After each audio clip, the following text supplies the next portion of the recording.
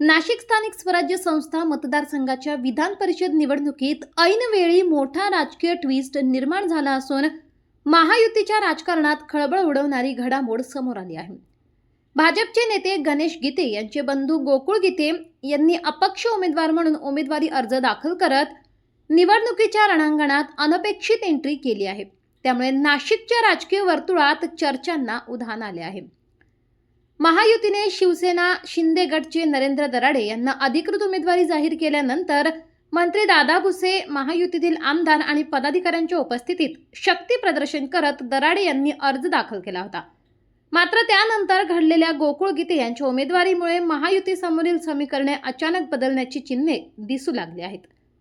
विशेष म्हणजे भाजपचे नेते गणेश गीते यांनी स्वतः पक्षाकडून आणि अपक्ष असा पर्यायी अर्ज दाखल केला असताना आता त्यांचेच बंधू अपक्ष रिंगणात उतरल्याने हा केवळ उमेदवारी अर्ज आहे की एखादा राजकीय संदेश याबाबत तर्कवितर्कांना उधाण आले आहे।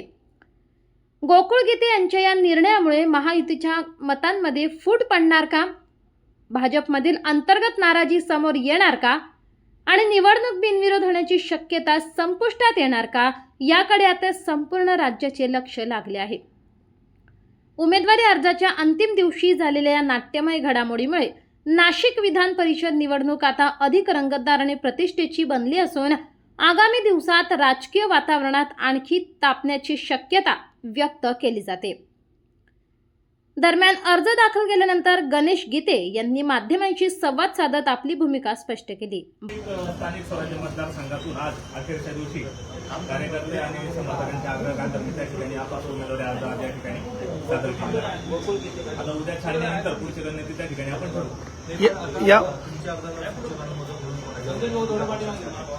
ते आपल्याला कळेलच ना, अर्जासोबत आपल्याला माहिती कळेल उद्या छाननीनंतर कोणी माझ्या अर्ज आपले बंधू पाठिंबा दिला नाही, माझी कोणाच्या सोबतही चर्चा झालेली नाही। मी माझा व्यक्तिगत अर्ज भरलेला आहे अपक्षातून। मी कोणाची अजून चर्चा पण केलेली, कोणाचा पाठिंबा मी घेतलेला नाही आणि कोणी पाठिंबा दिला तर तो उद्यानंतरचा निर्णय फॉर्म छाननी झाल्यानंतर। आपले बंधू गणेश गीते यांनी सुद्धा अर्ज दाखल केला आहे। त्यांनी महायुतीकडून त्या ठिकाणी अर्ज दाखल केलेला होता शनिवारी, पण महायुतीमध्ये ही जागा शिंदे गटाला सुटल्यामुळे त्यांचा काय निर्णय आहे तो अजून मला त्या ठिकाणी कळालेला नाही। पण मी आज माझ्या समर्थकांच्या आग्रहाखातर त्या ठिकाणी हा अर्ज उमेदवारी अर्ज आज या ठिकाणी सादर केलेला आहे। म्हणजे गीते बंधूंपैकी एक जण कोणीतरी मैदानात असणार हे निश्चित आहे। असणार आहे, मला त्यांच्याबाबत काही कल्पना नाही। तुम्ही लढणारच आहात का?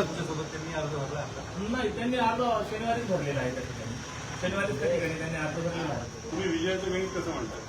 नाही, आता ते सगळीच रणनीती मी या ठिकाणी सांगू शकत नाही।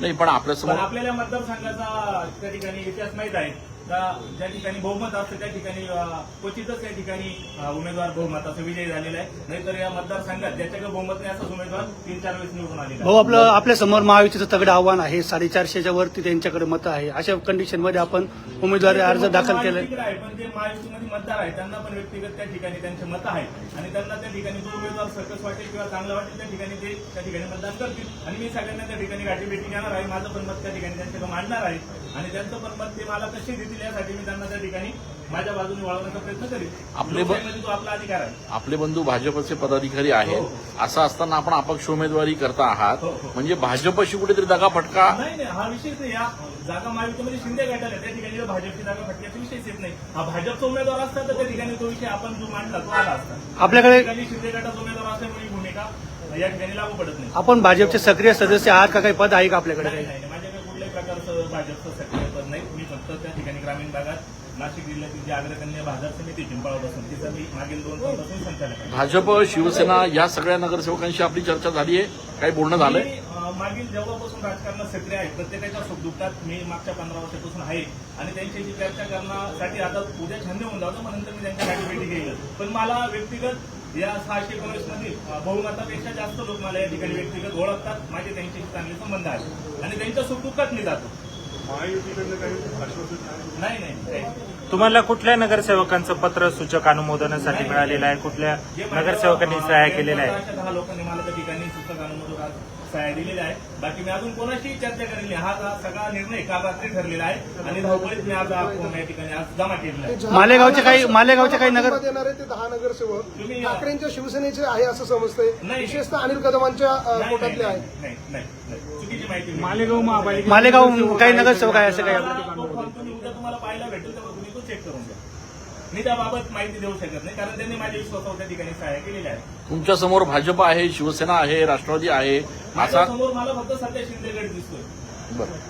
एकंदरीत वातावरण आज जर पाहिलं फॉर्म भरताना त्यांच्यासोबत कोण होती मी माहिती घेतली तर मला फक्त शिंदेगड त्या ठिकाणी समोर दिसतो. भाजप तुमच्यासोबत आहे? नाही, मी असं म्हणतच नाही.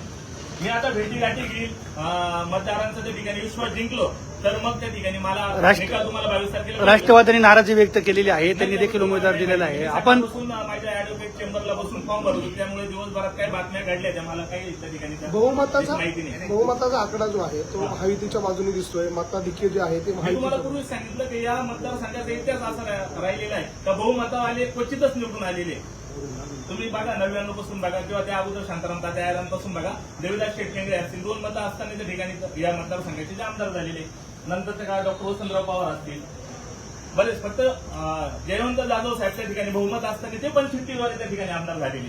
तर आपले भाऊ भाजपमध्ये आहेत. जर समजा भाजपच्या वरिष्ठ नेत्यांनी आपल्याशी संपर्क साधला, आपल्याला विनंती केली, तेव्हाचा निर्णय राहील. 4 तारखेपर्यंत आपल्याला मुदत आहे. बरं, तुम्ही असं म्हटलं की तुम्हाला फक्त शिंदे गटच स्पर्धक दिसतोय. आज एकंदरीत वातावरण मला कळतंय. मी आता मागच्या 15-20 दिवसापासून या प्रक्रियेत आहे ना, तर आपल्याला कळतंय वातावरण जिल्हाभरात काय आहे. कारण जे विद्यमान आमदार होते या मतदारसंघाचे ते कुठेही लोकांच्या सुखदुःखात त्या ठिकाणी मागील 8 वर्षामध्ये फिरकलेले नाही. त्यांनी फक्त त्यांचा व्यक्तिगत संस्थेचा विकास या आमदारकीच्या माध्यमातून केलेला असं मला वाटतं. महाविकास आघाडीने उमेदवार दिला नाहीये. भाऊ पण स्पर्धेत आहे, तुम्ही विसरता. नाही, त्यांनी महायुतीकडून फॉर्म भरलेला होता भाऊंनी तुम्हाला शनिवारी. पण अपक्ष पण भरला नाही. तो त्याबद्दल तुम्ही त्यांना विचारलेलं चांगलं राहील. आपण या निवडणुकीच्या शर्यतीमध्ये शेवटपर्यंत टिकाल का? हो हो, नक्की टिकेल. मला विश्वास आहे त्यावर. महाविकास आघाडीकडनं भाजपचे काही नेते तुम्हाला मदत करताय अशा प्रकारची नाही, नाही, चर्चा आहे. नाही, नाही. मला कोणाचाही आज फोन आलेला नाही किंवा या अगोदर कोणी मला त्या ठिकाणी मदत केलेली नाही. हे महाविकास आघाडीकडनं एकाने उमेदवारी अर्ज भरलेला नाहीये, याचा त्याबद्दल मला अर्थ. माहिती नाही. अच्छा, तुम्ही म्हणताय की टार्गेट फक्त शिवसेनेची शिंदे दिसते, हो. म्हणजे तुम्ही एक लवायच्या एबी भूमिकेत फॉर्म त्यांचा दिसतो त्या ठिकाणी लावलेला शिंदे गटाचा, त्यामुळे माझ्या समोर तर शिंदे गट आहे. तुम्ही एक लवायच्या भूमिकेत बोडकेंनी पण फॉर्म आणि महायुती महाराष्ट्रभर आहे ना, त्याच्यामुळे आता ते सगळं सोयीने चालतंय. पण या ठिकाणी बिनविरोध निवडणूक होणे लोकशाहीसाठी घातक आहे, म्हणून मी फॉर्म भरलेला आहे. आपण अनिल कदमांच्या निकटवर्ती आहात, त्यांच्याबरोबर काही चर्चा झाली का? माझी मैत्री आहे, पण राजकीय या ठिकाणी माझी त्यांची कुठली चर्चा मागील 2 दिवसात किंवा 8 दिवसात झालेली नाही. कालपर्यंत ते देखील उमेदवारीच्या रिंगणात होते. आज मी पण अचानक ऐकलं होतं, पण आज मला माहित नाही त्यांनी फॉर्म भरला का नाही. आज अचानक ते मागे नाही, ते आता त्यांना विचारा तुम्ही. मला म्हणजे कळालं होतं की वसंतभाऊ गीते आणि अनिल अण्णा कदमांनी त्या ठिकाणी फॉर्म नेलेला आहे, पण त्यांनी भरला नाही भरल्याबद्दल मला काही एक माहिती नाही. शिवसेनेने जर माघार घेतली ठाकरे गटांनी तर तुम्ही त्यांच्याकडे जाणार का मी त्यांच्याकडे मी नगर चौकांचं जाणार. जे या मतदारसंघात मतदार आहे मी त्या सगळ्यांना भेटणार. मग तो कुठल्याही पक्षाचा असेल मी त्याच्या घरी जाणार. विशिष्ट पक्षाचा पाठिंबा घेण्यासाठी जाणार नाही. नाही, मी फक्त त्या मतदारांकडे जाणार आणि माझी जी भूमिका आहे ती मांडणार.